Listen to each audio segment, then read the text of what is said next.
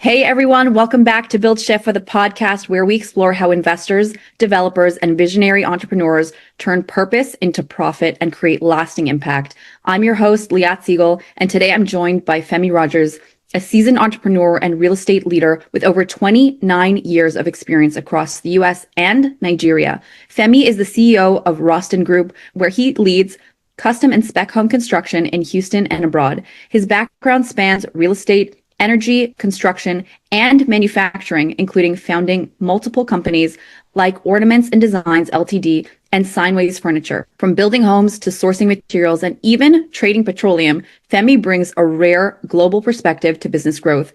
Today, we'll talk about how he identifies high-value opportunities and what it takes to scale internationally, and also how he continues to innovate across industries while staying grounded in client value and community-driven results. Let's dive in. Thank you so much for joining us, Femi. Thank you, Leah. Nice meeting you again. Yes.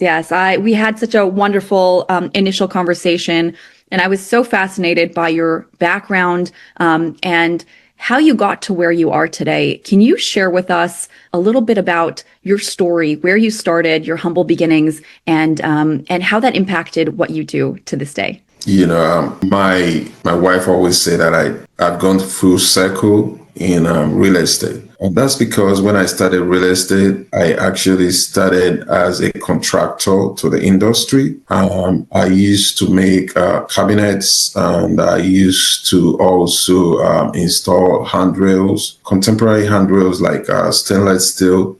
Also, some point I had a light fitting company. Then I evolved into having a frame where we sell to our competitors. So it was like a sales. We sell building materials, including fixtures like light fittings, cabinets, and so many other things. So I've actually been involved in all parts of real estate before I actually went into development. So, I have a lot of knowledge about how to install a lot of the fixtures in a house. And that I did in Nigeria initially when I started. And then after that, I went into the real construction. And then I decided to go global. And we looked at the US as a place that is promising, one of the greatest country in the world, and of course the purchasing power is a country where there is money. And we decided to move into the US and start doing real estate. And yeah, that's my beginning with real estate. I think there was a little bit more beginnings before that, right? You told me about your childhood and how that working, I believe, with your parents, how that. Yes, indeed. Yeah. Indeed. So growing up, my mom used to work with a bank, but she used to also develop properties by the side.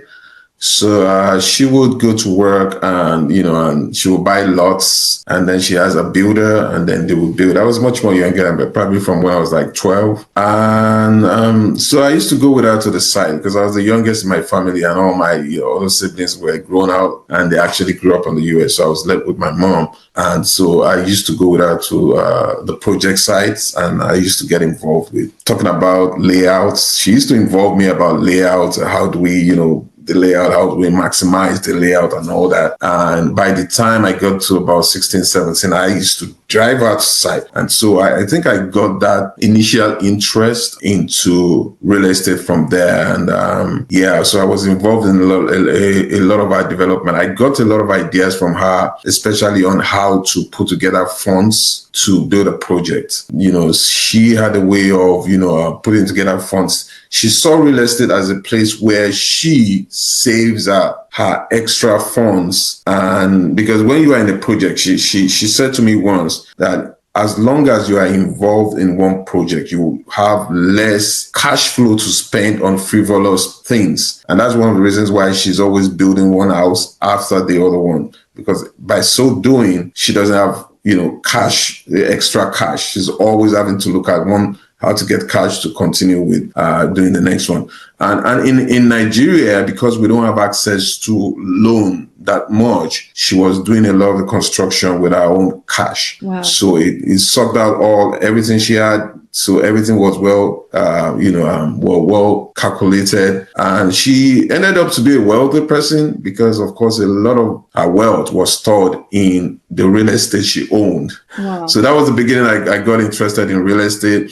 And right now I'm doing the same thing with my kids. They want to do, my son he's in the tech industry and is much more involved in AI. But I also tell him, hey, you need to understand how real estate go. It could be a hobby to you. Even if you're in your AI industry, you could as well be building by the side or be investing in real estate, because it kind of saves it helps you to save wealth and to build wealth in the property. And that's what real estate does over time. And that's where my interest started from. How do you feel like real estate specifically is that lever to build long-term wealth versus other, like what makes it that wealth driver that no other industries have? I think the first thing about real estate is you have control as an individual on your project. So that's why it's a little bit different from buying shares. So if you buy shares in other people's company, you don't really control that investment.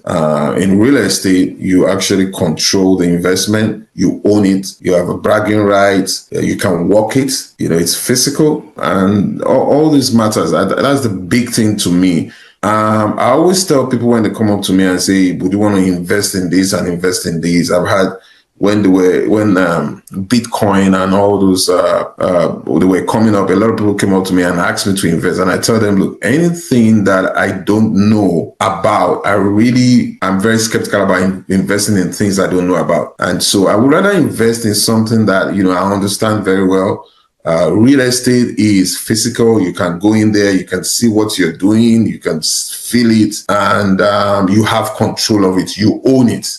And that's different from, shares or some other kind of investment that is, fictitious. It's not, physical like real estate. And I think that matters a lot for small time investors, of course. I mean, you've been involved in so many different aspects of real estate, from obviously the construction and ground up all the way through completion. What are you seeing in terms of ROI, and how does that, what levers are you pulling in order to achieve the biggest return on investment, whether it's for your own projects or for your clients' projects? The first thing is, there are two ways to look at ROI. You want to look at how to increase your income. So that's increasing the quality of your product, raises the value, raises the appraised value. And so you need to be more detailed about what you put in there. I was working in one of my properties yesterday. We made a few changes. It's a model we've built over and over again, but we did some few changes on the finishing.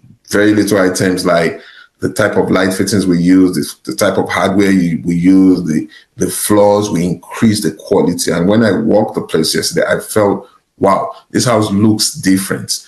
I know that I know when the appraiser comes in, they're going to feel the same too and probably add some value to that. And so one of the ways to increase and we didn't spend a lot of money. We were just we're a little bit more detailed about what we bought for that construction.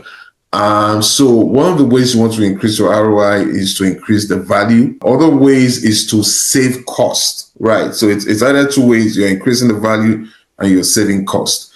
But I found out that you have to be careful when you're saving cost. It doesn't get into your value. For instance, I had an investor about a year ago. She came in, she wanted to do a JV with me on a few projects, but she was looking at buying lots in areas, cheap lots. And I told her, look, eventually, if we buy cheap lots, it's going to affect our outcome at the end of the day. So you need to balance this. So when you're looking at ROI, you need to improve on your outcome and you need to save on your cost. Saving on your cost sometimes take time. You need to look for all those tiny areas, the leakages that you have, and you need to kind of block them. And that's one of the reasons why I do spec homes. I do homes that I build over and over again. So the more I build that house, the more I understand the type of house I build, the more I am able to save on it. Another thing is looking for my subs who can do a good job. Now, I have different types of subs. I have subs that are expensive. they do a better job. I have subs that are not so expensive, but I pick different subs for different projects. I also know the subs I can use in certain areas that is going to help me maximize my return. But at the end of the day, you have to look at how to save cost and how to increase the value of the property to get a good ROI. Yes, as one investor said to me yesterday, the goal is to drive down costs while increasing revenue. Correct. Yes. So you're driving down cost and you're also increasing the value. So it's going to be a two-edged knife. Yes, 100%, 100%. And what do you feel like? Do clients or buyers, when they come in, you feel it and you can see it tangibly, but do you feel that they also do, that the buyer comes in, that they also tangibly feel, and that the perceived value equates to actual value and in the home purchase price? So I've identified that there are basically about two types of buyers, and those buyers that are emotional and they are more about perception. When they walk a house, they look at the aesthetics, they look at the finishing, they look at every other thing. And to them, that's the value. Especially those people, when you're saying a homestead. People that look at it from an investor point of view, basically look at what they're going to make from that property, how much income I'm going to get from it. And so when I'm talking to a buyer, I'm trying to identify who you are. If you are emotional or you are strictly looking at the numbers, the satisfaction, the return for somebody that's emotional is different. They want a beautiful house, a good space. They want granite countertop. They want everything looking sparkling. On the other side, the ROI for the other guys that are investor, they're looking at every little penny they are going to save and every little penny they are going to increase in income. So the ROI for those people is different as far as I'm concerned. And so if I'm dealing with them, it depends. And recently, I'm even looking at the houses I want to build. If I'm building a house for investors, I need to know what kind of finishing I'm putting in there. And I'm building a house for homestead or people that want to stay in there also. It's going to, determine, what to put in there. Right. It all comes really back down to understanding your market and your target audience, because even with branding and creating that online to offline experience that I like to talk about, where somebody first sees the property online and then they come into the space, there's a continuity it based on what they're hoping and expecting to see and experience. And so really understanding the micro market and the location and what the buyer is expecting, whether they're an investor or it's going directly to somebody who's just using the property for their personal needs. It's really understanding and being able to provide them the finishes that they're expecting and the experience that they're expecting in the space. Correct. Right from the time they are shopping for it, in most investors, and that's when you get a call from an investor, they really don't want to see the house. They just want to talk about the numbers. Right. And that's different from those people that wants to work the house and say, yeah, I want to come in and, look at the house and see, if it's, most investors, when they call you, they're looking at, how much do I get in rent? How much am I buying it? How much discount can I get? So ROI for people, they're kind of like different. It depends on who you're talking with. I think it's very important you identify who what category of buyer you're talking with. Right. And what kind of are there specific details that you'll put in to a home that will raise its value? So one of the biggest things is the layout, is so one of the things I discovered was in the structure, in the sizes of the rooms and the layout, you really, when you're constructing it, the framing and all that, the cost of giving a good layout with sizable rooms is not so much like dealing with the fixtures and the finishing, which are a little more expensive. So I spend a lot of money on making sure my rooms are sizable and that they are seamless in terms of the flow So the design and the layout is very important to me. I spend a lot. I remember having a conversation with my architect at some point because he works with a lot of developers as well. And we were talking, and he said, "Look, I'm different from most of the developers he works with." And I said, "Why?" He said, "I'm very concerned about the layout. That most developers, when he does the design, they don't really care. They, once they see it's fine, they're okay. But I look at every little detail, every little corner, because in my mind, I want to maximize the layout. I want to make sure." And I think that's had a lot of effects on my buyers when they get into my house without even looking at the finishing, the high ceiling, the seamless, the flow. They like that before they start saying, okay, what kind of finishing?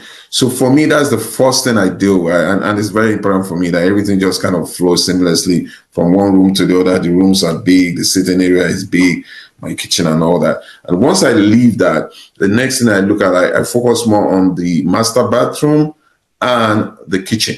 And that's the next big thing I spend a lot of money on.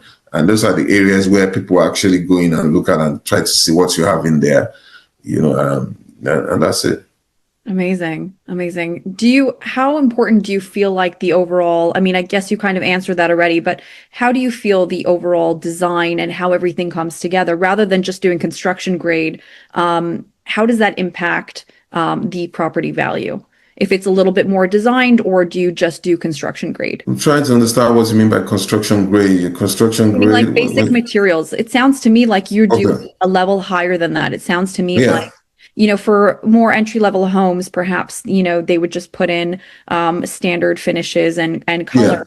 But it seems to me from what you're explaining and the level of detail that you put into every project, like you put in your heart and your soul, and you care as if it's your own home, feel like the level of finishes, like a higher level of finishes, equates to a higher level or a higher property value. Correct. But also that has to do with the market and what the market is at that particular point in time. When it's a buyer's market, you tend to put in everything because now it's about the product. The buyers have there's more inventory in the market, and so you have competition. So you tend to be more detailed and you put in more for the buyers at that time. But if it was a seller's market, most developers are going to not bother that much. It's not like they're not going to do it. It's going to just go basic standard and they're still going to sell because you have to keep a balance between that. We're talking about ROI for your investor, and every little amount of money you spend also matters. So, and that's why I say now for me, because as you build, as you go by, you can't really drop down on your standard. Over time, you increase your standard. It's very difficult to go down on what you build, even when you're building a house that you know that you have to stick to a certain expense because it's a neighborhood that doesn't require anything high. But because you've been building a higher standard house, you're going to transfer a little bit of that into whatever you're building anywhere else. But at the end of the day, you still have to balance your profit to what you're building. And you also have to understand that appraisal for every neighborhood, there's a max you can get. So whatever you're putting in, you have to actually weigh how much I can sell it. Also, another thing I found out for me personally is it's not how much money you spend. It's almost about how much you take your time to pick the right fittings, and the way you place those fittings matters in the way, the perception and how it comes out. So some people spend a lot of money, but it still doesn't look as good as those people that spend less and are putting in a little bit of more detail into how that finishing is. All this matters a lot, and all this you have to look at as a developer. The reason why someone like me is a little bit more detailed is that because I built the same house over and over again, and that was a very strategic decision to make because I built spec homes, and I could build like 20 houses, same type of house, 20 houses. Now I might change the elevation, but the layout is the same and the finishing is the same, and I continuously increase on the look of my finishing on the inside. Now the front elevation might be different, so you're looking at the house from the front. It looks different from the next one, but once you get inside, it's almost the same thing. and I kind of, improve on it on the next one and the next one. So by the time I build like 20 houses, I've almost perfected it, and the margin of error is reduced. Even my ROI is increased. And these are very strategic reasons for me to be in spec homes rather than building custom homes where every one you build is different. Every house you build for the first time, you're going to make some errors. It's just like starting a business, so that you're going to make some errors. But once you do it over and over again, you reduce your margin and error every time you build the next one. Your quality increase, your ROI increase, and all that. And that's the way we build profit in this system we do. Yeah, I mean, you sound very, and to what we spoke about last time, that you've created systems within your business that offer a strategic advantage over a competitor or another developer, where you're not just, and I guess your advice would be to other investors is to focus on the strategy over, just increasing costs, because you can have the best arrow, but if it's not pointed at the target, the proper target, then you're going to still miss. And so what it sounds like is that you're talking about systemizing the design and execution process, which ultimately, you can purchase in volume. Exactly what you're going to get. And so everything comes out with a higher level of detail, and it's a higher outcome than if you're just randomly every single time reinventing the wheel over and over again. Yeah, so I think you can make a lot of money from systemizing whatever you do and scaling up. And that's the difference between, so when I started this business, I was contemplating, I've met a lot of people that always say that, why don't you go into rehabbing homes? But rehabbing homes was never my type of thing. It's a wonderful feeling when you get into an old house and you begin to renovate, but you get a lot of surprises. And, I am a system person. I like to, put structure, put system into what I do. And I don't like surprises. And you can so while somebody that is building, that is rehabbing can do a 50% ROI, somebody that is doing spec home will probably do maybe 30% ROI, but he's able to do more when it scales up, and he's able to increase that 30% to 35% or 38% based on systems and even economic of scales, So because I'm building 100 houses, my ROI increases because now I'm able to negotiate more. And so looking at it from a business perspective, being able to put in systems and being able to scale up is a big thing to making money. In fact, I think you make more money from scaling up rather than doing custom things. So there is so much you can do in customs, because then you have to have your personal attention on everything, basically.